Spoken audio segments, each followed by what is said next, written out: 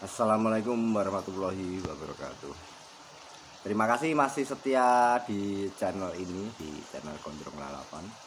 Dan saya kali ini akan membahas tentang sebuah pola pikir atau mindset kita mengenai rezeki dan siapa pemberi rezeki. Jadi untuk saat ini dalam mindset saya, bahwa dalam pikiran saya segala sesuatu itu atas kehendak Gusti Allah, dan kita hanya bisa menjalani kehidupan ini. Bahwa segala sesuatu kita kembalikan kepada Gusti Allah. Ada sebuah pengalaman unik yang baru saja terjadi, mungkin baru ya hitungan tidak lebih dari 2 minggu mungkin ya. Dimana ya kita tahu kemarin kan Lebaran gitu. Dan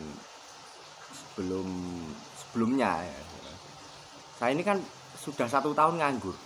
Percaya tidak percaya, saya posisi saya 1 tahun menganggur ya. Dan ini memang saya coba untuk istilahnya apa ya,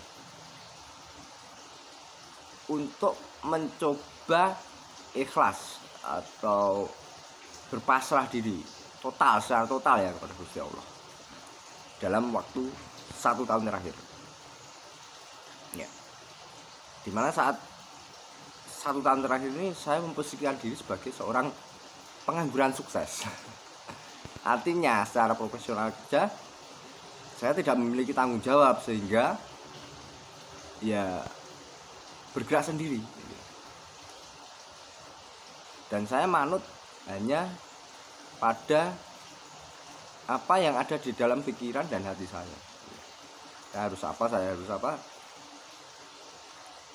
saya pasrahkan.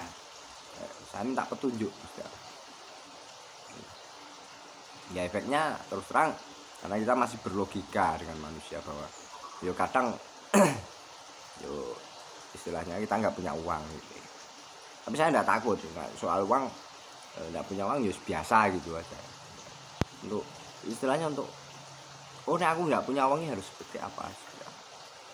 Ya, alhamdulillah selama ini dalam 1 tahun ini tercukupi. Kalau orang bekerja misalnya jadi apa tercukupi wajar. Tapi ketika saya nganggur dan saya tercukupi, lalu rezeki ini dari mana gitu? Rezeki ini dari mana? Saya enggak ada penghasilan untuk itu. Nah, di sini saya benar-benar merasakan bahwa ini Gusti Allah berperan penting di sini dalam mencukupi kehidupan saya. Nah, ya alhamdulillah untuk keseharian itu cukup, makan cukup, minum cukup. Nah ini kan rokok cukup. Alhamdulillah, bahkan kadang lebih gitu. Ya, dalam 1 hari itu memang rata-rata ya paling tidak 1 bungkus gitu. Bisa kurang bisa lebih, bahkan kadang lebih. Artinya dalam 1 hari itu ada orang ngasih itu sampai 4, 7. Dan uang pun juga begitu. Dan segi uang, kadang kita butuhnya 50.000 saja gitu. Tapi Gusti Allah justru ngasih mungkin 200, 300. Hanya untuk beberapa hari juga, dan untuk kebutuhan yang lain gitu. Lah uangnya dari mana gitu? Kata saya, analogi saya yo enggak nyampe gitu. Tiba-tiba ya dapat aja gitu. Oke, kalau kita bekerja misalnya, ya saya secara kan nyambi parkir gitu. Oke, itu dapat. Tapi kadang antara pemasukan dan kebutuhan itu kebutuhan. Lalu nah ini sisanya ini dari mana? Nah di sini Gusti Allah itu benar-benar menunjukkan bahwa kamu hidup tak cukupi. Ya wis. Dan kemarin terakhir itu nggak sampai ngerantes juga, hanya dengan posisi yang tidak menentu, yang tidak pekerjaan. Masih udah di parkir paling sehari dapat berapa sih kan? Ya alhamdulillah ada gitu. Tapi itu tidak mencukupi untuk target saya. Secara logika, secara hitung. Ya wes aku tak pasrah lah ya. Dan artian saya melakukan sebuah apa ya? Pendekatan, merayu Gusti Allah. Dan alhamdulillah dalam waktu yang sudah mepet 2 hari sebelum hari H gitu. Jadi kalau di sini kan Jumat gitu. 2 hari sebelumnya yaitu hari Rabu. Udah ngepres gitu. Pikiran saya udah mulai kacau. Mungkin teman-teman yang dekat dengan saya mungkin sedikit melihat perubahan yang aneh itu. Tapi saya mencoba tenang. Saya pokoknya yakin. Modalnya gue yakin toh. Dan ternyata alhamdulillah dalam waktu yang sudah mepet gitu, tiba-tiba celing gitu ya. Itulah. Dan saya buktikan gitu. Artinya itu memang untuk saya mencoba untuk membuktikan apa iya sih gitu. Dalam waktu yang sedemikian singkat bisa meraih apa yang kita inginkan. Dan modal saya cuma satu, saya berkeyakinan bahwa minta kepada Gusti Allah. Karena sudah ada ayatnya, mintalah maka aku beri, maka aku minta, benar-benar minta, sungguh-sungguh minta. Gusti nyuwun duit. Karena saya butuhkan saat itu memang duit gitu. Uang untuk mencukupi anak saya, untuk lebaran anak saya. Nah, saya sendiri lebaran ya biasa gitu. Maksudnya enggak, bukan tipikal orang yang setiap lebaran harus ini, harus itu, harus ini, enggak. Biasa aja. Lebaran enggak lebaran itu sama. Tapi kan untuk menjaga rasanya anak kecil itu bahwa oh lebaran, mengenalkan saya, saya harus berjuang. Tapi perjuangan saya kan doa.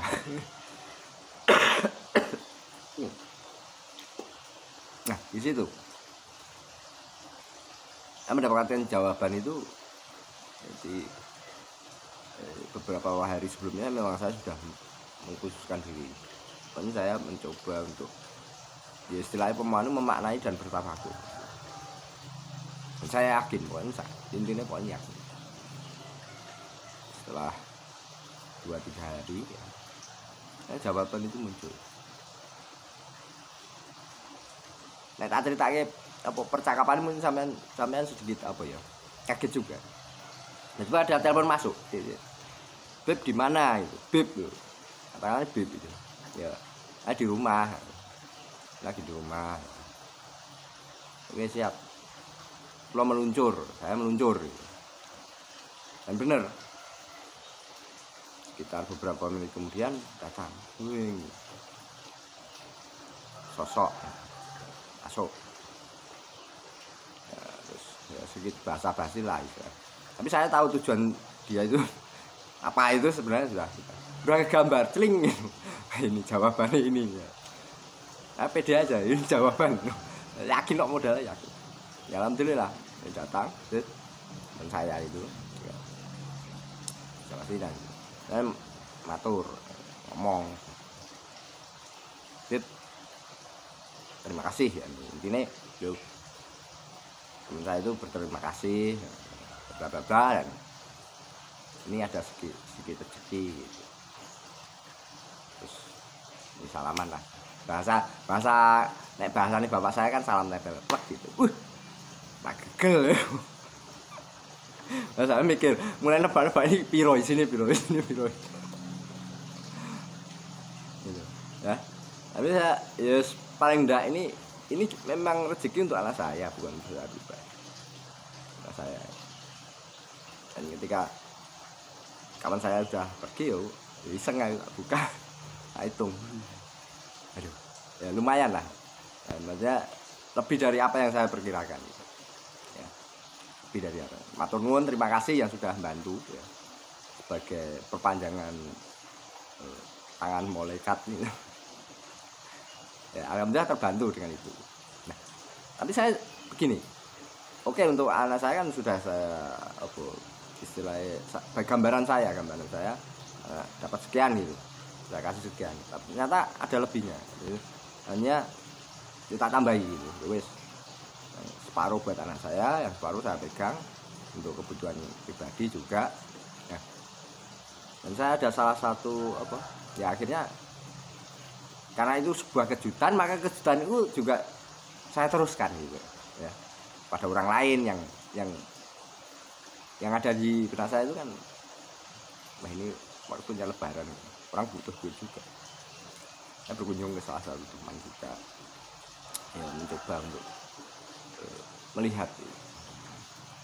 Dan saya teruskan kebaikan itu, hanya tidak berhenti pada saya. Jadi pola saya seperti itu. Saya ketika saya menerima kebaikan dari orang lain, maka kebaikan itu juga akan saya teruskan pada orang lain juga. Karena si kawan saya yang pertama ini termasuk memberikan kejutan kepada saya, maka saya juga akan mengejutkan orang lain juga. Alhamdulillah, ya semuanya baik-baik saja. Nah di sini ini pentingnya kita apa? Kita yakin dengan Gusti Allah, bahwa satu ayat aja kan ada itu terjemahannya. Karena saya tidak paham Arabnya, tapi nanti bisa dicari juga di Google bahwa Gusti Allah sudah berfirman, mintalah maka akan kuberikan. Jadi minta saja, bahkan mungkin hal yang tidak mungkin pun bisa mungkin.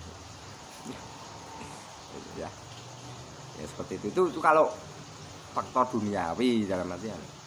Faktor yang non teknis atau ya tidak dalam bentuk wujud, jadi secara imaterial atau secara rasa itu wah luar biasa. Saya sering sekali mendapatkan hadiah-hadiah seperti itu.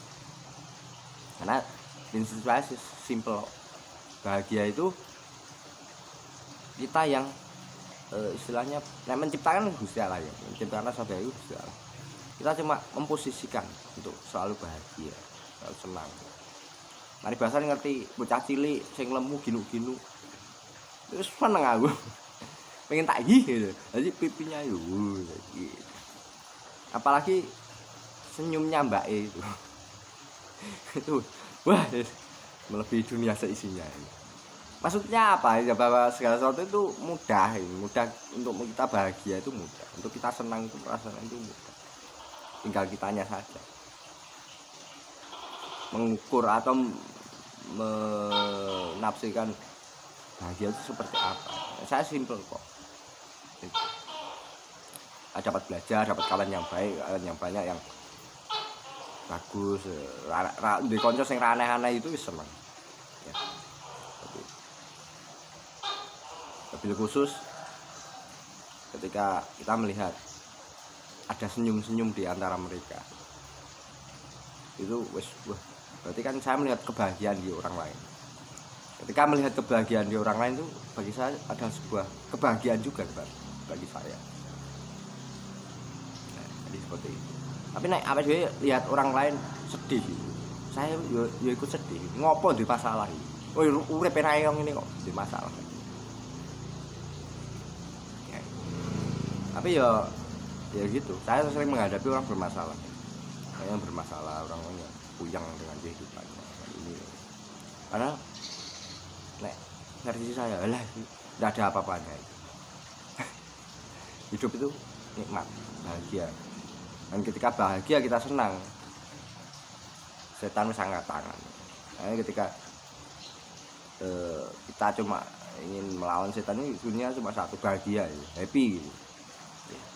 Oke, itu saja ya. Kalau pengen ngobrol-ngobrol lebih dalam ya tulang sini kita sharing-sharing, kita ngobrol. Kita mencoba untuk menggali lebih dalam makna-makna kehidupan. Nah, saya urusan agama ya